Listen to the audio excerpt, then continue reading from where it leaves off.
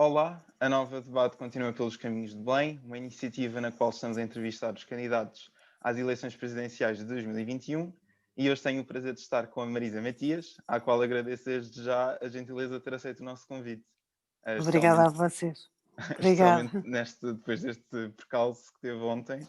Mais uma vez queria-lhe Tudo desejar mais devagarinho, mas tem que ser rápida. feito. Obrigada. Nada. Portanto, para quem já nos assiste, já sabe mais ou menos como é que a entrevista será. É uma entrevista muito breve, que tem o objetivo de dar uma ideia muito geral de como é que cada candidato é. E, portanto, a primeira parte da nossa entrevista nós chamamos as perguntas da praxe, e como o nome indica, o objetivo é dar a conhecer um bocadinho do candidato e dar uma ideia do que é que poderá ser a presidência de cada um. Portanto, a primeira pergunta que lhe punha era que nós estamos no final do ano. 2020 foi, sem dúvida, um ano complicado para o país e para o mundo. E, em princípio, 2021 também vai o ser. Vamos continuar a lidar com esta pandemia.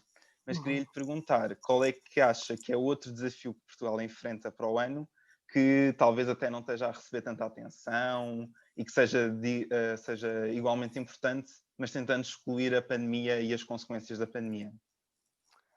Bem, eu acho que as questões de serviços públicos é um desafio permanente, infelizmente, e que obviamente se tornou mais agravado com a pandemia, essa ausência, mas eu escolheria o combate às alterações climáticas, porque não é só para o ano, é um combate das nossas vidas e que nós estamos muito atrasados. E há muita coisa a fazer e, e lamento muito que os órgãos de soberania deste país ainda não tenham assumido essa questão como uma questão essencial, porque ou assumimos ou ela dá cabo de nós, mas quanto mais cedo a gente conseguir responder a ela, melhor. E eu acho que é esse o desafio que já vem de trás, não é só de agora, mas que temos que ter muita urgência em colocar em cima da mesa. Ok.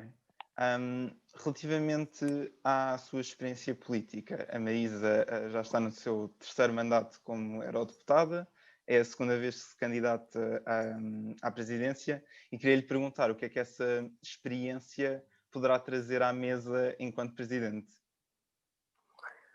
Eu acho que várias coisas, mas provavelmente nestes anos acho que o lado mais negativo do mundo que eu fui conhecendo nos contextos de guerra, nos contextos de refugiados, Uhum. acho que me deu nos contextos da ocupação de territórios, este trabalho todo que fiz ao longo dos últimos anos, muito relacionado com as funções que desempenhava no Parlamento Europeu, mas este trabalho continuado acho que pode ser muito útil a quem exerce estas funções, porque de facto Uhum. é um lado do mundo que a gente raramente vê. Ok. Ahm, Bem, evidentemente que esta entrevista é feita de um grupo de jovens de faculdade, do terceiro ano, e em princípio a maior audiência vai ser igualmente pronto, a comunidade da nova SBE e esperamos que seja um bocadinho mais alargada. Mas, sendo uma entrevista de jovens para jovens, gostava-lhe de perguntar que tipo de presidente é que acha que a nossa geração quer e que pode esperar de si. E bem, eu acho que vocês sabem muito bem o que querem, o que é desde logo uma vantagem. E, portanto, saberão que tipo de presidente querem, até melhor do que eu. O que eu posso dizer é que ah, muitas vezes se diz que os jovens não estão interessados na política ou que não têm objetivos. Não estou a falar da política partidária, estou a falar da política no sentido mais vasto, como é evidente, Uhum. que não têm objetivos para o futuro e eu, sinceramente, não vejo as coisas assim, vejo a ter uma perspectiva oposta, porque este ano que estamos todos a viver, que é um ano complicado, pai, desculpa, eu estou a falar super devagar porque me custa a respirar mesmo, Não, era desculpa. essa. Portanto, qualquer coisa cortem, editem, Não, não, façam o mas que está quiserem, está perfeitamente bem? normal. Tá. Mas como estava a dizer, acho que este ano de pandemia, que foi um ano difícil para toda a gente, mostrou-nos isso, porque as lutas que ficaram mais ativas foram lutas que têm sido muito desencadeadas pelos jovens, seja o combate às alterações climáticas, seja que infelizmente não é uma questão só relativa aos jovens, é uma questão da nossa geração toda Uhum. e das futuras, mas que têm sido os jovens a prestar mais atenção, seja o combate antirracista, seja a luta pela igualdade. O que eu não vejo é as instituições e os partidos em Portugal a dar-lhe a devida, a devida atenção e portanto, o que eu esperaria é que e eu na presidência ou quem quer que seja que esteja num cargo de decisão política e de poder, que aceite aquilo que são reivindicações de todas as gerações e que as tornem agenda política. E, portanto, desse ponto de vista, podem contar comigo para colocar estas questões e outras na agenda política, ou o combate à precariedade, porque as pessoas mais novas têm tanta dificuldade em encontrar um emprego com salário decente ou com direitos laborais. Tudo isto é muito importante. Eu acho que não tem estado na agenda política. Como disse, acho que vocês, quem me está a ouvir, saberá muito bem quem quererá para a presidência e que agenda política quer lá colocar. Ok. E continuando com a juventude, que conselho é que daria aos jovens portugueses? Basicamente, eu não sou muito de dar conselhos, a sério, porque acho que as pessoas têm perfeita noção daquilo que é mais importante para as suas vidas. Hum, e portanto, nesse sentido, não sei, eu também não, se calhar não reagia muito bem quando me tentavam dar conselhos quando eu era mais nova, mas recomendações que é diferente de conselho.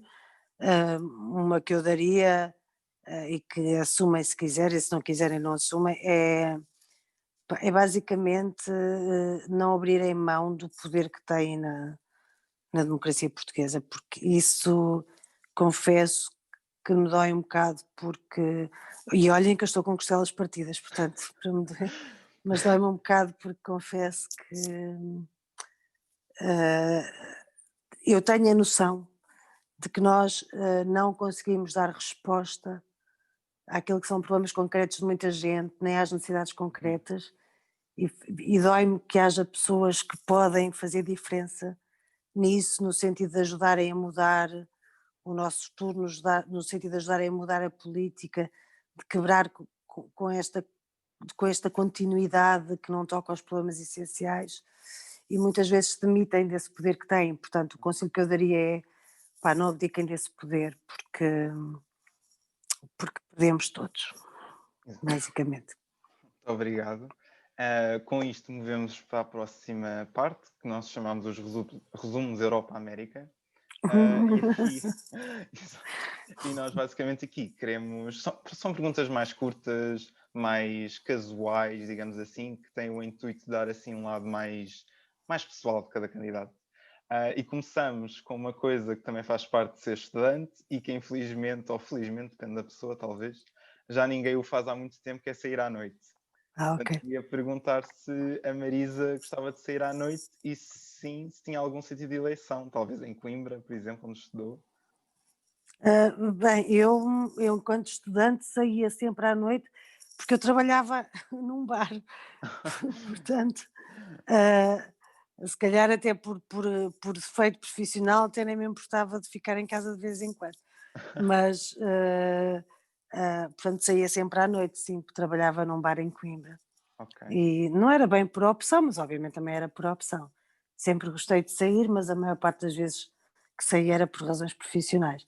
E claro, quando estava de folga também saía, porque aí era para aproveitar que, que podia fazer outras coisas. ok.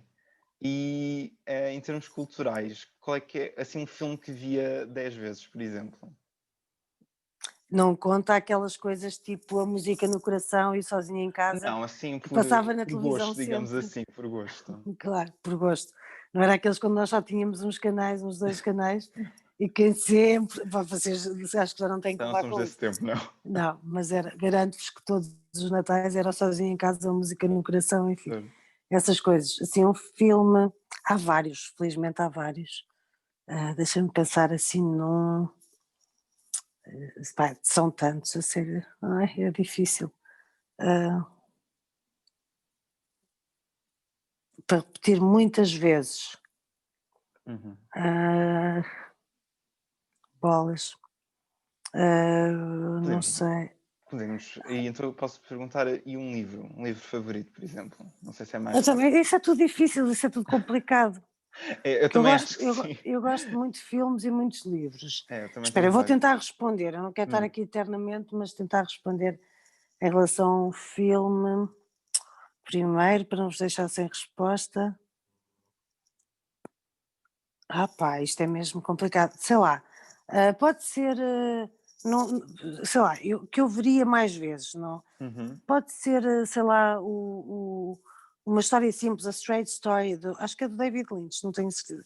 Foi um Ok. filme que, pelo nome indica, um filme muito simples, mas com uma história muito simples, mas que me lembro que me fez pensar muito, mas isso para além de não sei quantos, quer dizer, não teria assim muita dificuldade, eu podia fazer uma lista imensa de filmes que gostei, de livros que pudesse ler 10 vezes. Opa, Não, um livro eu, favorito aí era um livro favorito. mas eu, livros favoritos, também tenho Pois, se calhar também lê dezenas 10 deles. vezes. Então há um livro que eu li muito mais vezes que os outros todos, que é aliás, dois, O Amor em Tempos de Cólera e o 100 Anos de Solidão, do Gabriel Garcia Marques.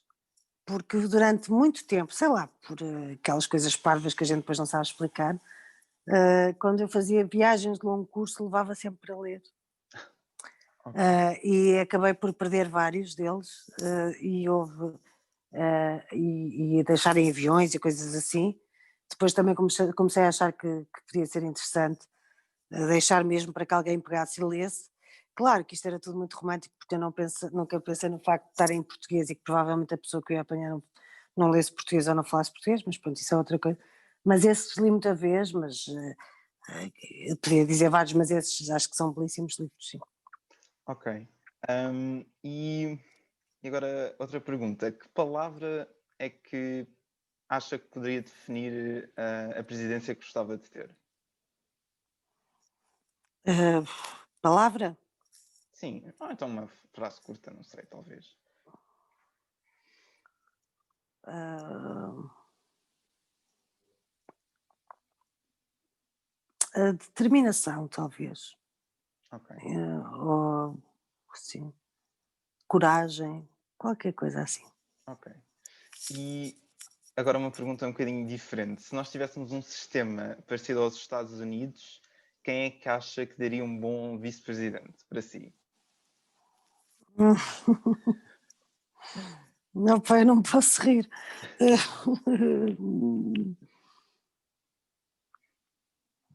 Acho que o meu amigo Renato Soeiro era um E, excelente vice-presidente.